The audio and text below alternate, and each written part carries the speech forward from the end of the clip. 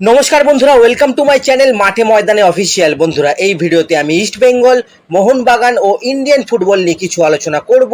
তোমরা যারা যারা আমার ভিডিওটা দেখছো, আমার চ্যানেলটা প্লিজ সাবস্ক্রাইব করে নাও ইন্ডিয়ান ফুটবলের এরকমই আরো আপডেট পেতে। প্রথমেই যদি আমরা একটু আইএসএল এর ব্রডকাস্টিং নিয়ে কথা বলি, তো এবারের আইএসএল কোন টিভি চ্যানেলে দেখাবে, এটা কিন্তু নিয়ে অনেকেরই প্রশ্ন।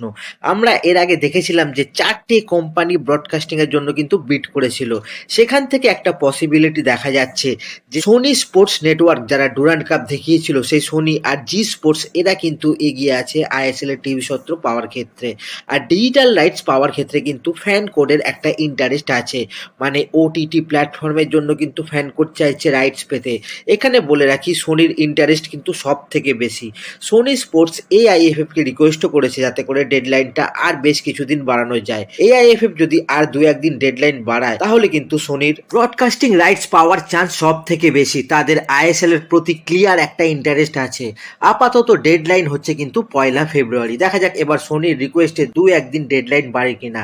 যদি বাড়ে তাহলে ধরে নিতেই হবে যে সোনি কিন্তু এবারের আইএসএলটা দেখাবে। একটা মিটিং এ এআইএফএফ কিন্তু এটা ক্লিয়ার করে দিয়েছে যে টিভির ব্রডকাস্টিং এর মান যেন আইএসএল এর আগে যেমন দেখানো হতো তার থেকে যেন কোনো অংশে কম না হয়। দর্শকদের যেন মনে না হয় যে এফএসডিএল এবার আইএসএল করাচ্ছে না বলে মান কমেছে। ফেডারেশনের তরফ থেকে এটা পরিষ্কার, সব কোম্পানিকে আগে থেকেই কিন্তু বলে দেওয়া হয়েছে। এরপর যদি আমরা একটু ডার্বি ম্যাচ নিয়ে কথা বলি, তো এবারের আইএসএল এর নতুন ফরম্যাটে মাত্র একটা ম্যাচ কিন্তু ডার্বি। মোটামুটি যে ড্রাফট হয়েছে তাতে করে কিন্তু শিডিউল প্রকাশিত না হলেও ধরা হচ্ছে যে 3রা মে কিন্তু ইস্ট বেঙ্গল মোহনবাগান ডার্বি হতে চলেছে। আর সেই ডার্বি আয়োজন করবে মোহনবাগান, মানে মোহনবাগানের হোম ম্যাচ আর ইস্ট বেঙ্গলের অ্যাওয়ে ম্যাচ হবে। এরকম একটা প্রাথমিক ব্যাপার কিন্তু হয়েছে। এই ডার্বি দিয়েই তো কিছুটা হলেও লাভ হয় ক্লাবগুলোর। তো মোহনবাগান একা ডার্বি অর্গানাইজ করলে ইস্ট বেঙ্গলের তো লস হবে। তাই ইস্ট বেঙ্গল চাইছে যদি যৌথভাবে ডার্বিটা অর্গানাইজ করা যায়। তো সেই জন্য মোহনবাগানের কাছে কিন্তু একটা প্রস্তাব দিয়েছে ইস্ট বেঙ্গল এই যৌথভাবে ডার্বি আয়োজন করা নিয়ে। এবং যা শোনা যাচ্ছে ইতিমধ্যেই কিন্তু একটা প্রাথমিক কথাবার্তা হয়েছে ইস্ট বেঙ্গল মোহনবাগানের মধ্যে। আর মিনি ডার্বি হবে, মানে মোহামেডান ইস্ট বেঙ্গল খেলা হওয়ার কথা আছে কিন্তু 21শে মার্চ। এই ম্যাচটাও কিন্তু ইস্ট বেঙ্গলের অ্যাওয়ে ম্যাচ ছিল, মোহামেডানের হোম ম্যাচ ছিল। কিন্তু শোনা যাচ্ছে মোহামেডান চাইছে এই ম্যাচটা যুব ভারতীতে খেলতে। তাই তারা কিন্তু ইস্ট বেঙ্গলকে বলেছে আপনারা এই ম্যাচটা আয়োজন করুন, প্রফিট যা হবে সেটা 50-50 হয়ে যাবে। তো ম্যাচটা আর জামশেদপুরে হবে না, যুব ভারতীতেই কিন্তু হবে। সিমিলারলি মোহনবাগান মোহামেডান ম্যাচও কিন্তু যুব ভারতীতে হবে। মোহনবাগান আয়োজন করবে, প্রফিট যা হবে 50-50 হয়ে যাবে। এই হচ্ছে ব্যাপার। এরপর বলি চেন্নাই এফসির কথা।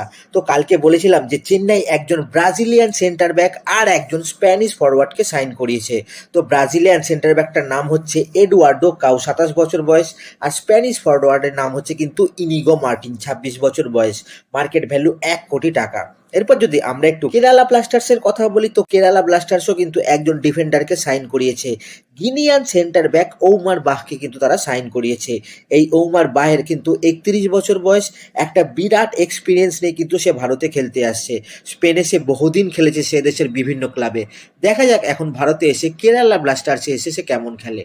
এরপর যদি আমরা একটু উড়িষ্যা এফসিকে নিয়ে কথা বলি, উড়িষ্যা এফসি বিরাট একটা সমস্যায় পড়ে গেছে এই আইএসএল এর আগে। এবার উড়িষ্যার ক্যাপ্টেন হচ্ছে কার্লোস ডেলগাডো। তো সেই কার্লোস ডেলগাডো কিন্তু এবার ক্লাবকে ডাইরেক্ট বলেছে প্লেয়াররা 6 মাস ধরে স্যালারি পাচ্ছে না, তো 6 মাসের বাকি স্যালারি আগে প্লেয়ারদের দিয়ে দিতে হবে। কার্লোস বলেছে কিছু কিছু প্লেয়ার এমন আছে যারা স্যালারি পাচ্ছে না বলে লোনও নিয়েছে, যখন অন্য ক্লাবরা অলরেডি প্রি সিজন শুরু করে দিয়েছে। উড়িষ্যা প্লেয়াররা কিন্তু এখনো যে যার ঘরে বসে আছে। কবে প্র্যাকটিস শুরু হবে কেউই কিন্তু জানে না। তো প্লেয়ারদের পক্ষে এটা কোনো আইডিয়াল সিচুয়েশন কিন্তু হতে পারে না। এর কিন্তু একটা ইমিডিয়েট সলিউশন দরকার, নইলে কিন্তু উড়িষ্যা টিম উঠে যাবে। তখন কি তাহলে উড়িষ্যার জায়গায় অন্য কোনো আই লিগের দল ঢুকবে? দেখা যাক এখন উড়িষ্যা সরকার কি করে। তারা যদি এগিয়ে আসে, তারা কিন্তু এগিয়ে আসলে উড়িষ্যা দল কিন্তু বাঁচবে শেষ পর্যন্ত। দেখা যাক এবার শেষ পর্যন্ত এর কি হয়। এরপর যদি আমরা একটু ইস্ট বেঙ্গলকে নিয়ে কথা বলি, তো ইস্ট বেঙ্গল এই আইএসএল শুরু হবার আগে কিন্তু দুটো প্র্যাকটিস ম্যাচ খেলতে চলেছে। ফার্স্ট প্র্যাকটিস ম্যাচটা ইস্ট বেঙ্গল খেলবে 3 ফেব্রুয়ারি। এই ম্যাচটা ইস্ট বেঙ্গল খেলবে গোকুলাম এফসির সাথে বা শ্রীনিধি ডেকানের সাথে। এই দুটো টিমের মধ্যে যে কোনো একটা টিমের সাথে কিন্তু প্রথম ম্যাচটা খেলবে ইস্ট বেঙ্গল, এবং সেটা খেলবে কিন্তু 3 ফেব্রুয়ারি। আর সেকেন্ড প্র্যাকটিস ম্যাচটা খেলবে কিন্তু 8ই ফেব্রুয়ারি।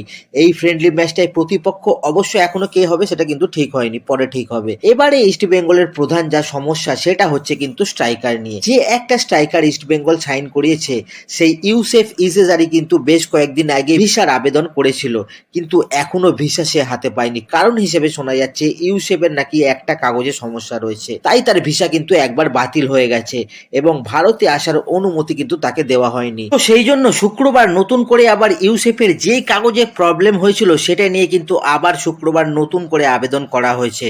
তো সেই জন্য ইউসেফ ইসেজারির ইস্ট বেঙ্গলে আসতে কিন্তু একটা বাড়তি সময় লাগবে। এবার ম্যানেজমেন্টের তরফ থেকে চেষ্টা করা হচ্ছে যে আগামী সপ্তাহের শেষের দিকে হলেও ইউসেফকে কলকাতায় নিয়ে আসতে, কারণ আইএসএল এর আগে যে দুটো প্র্যাকটিস ম্যাচ ইস্ট বেঙ্গল খেলবে সেখানে অন্তত একটা প্র্যাকটিস ম্যাচ যাতে ইউসেফ পায় সেই ব্যাপারটা কিন্তু নিশ্চিত করতে চাইছে ম্যানেজমেন্ট।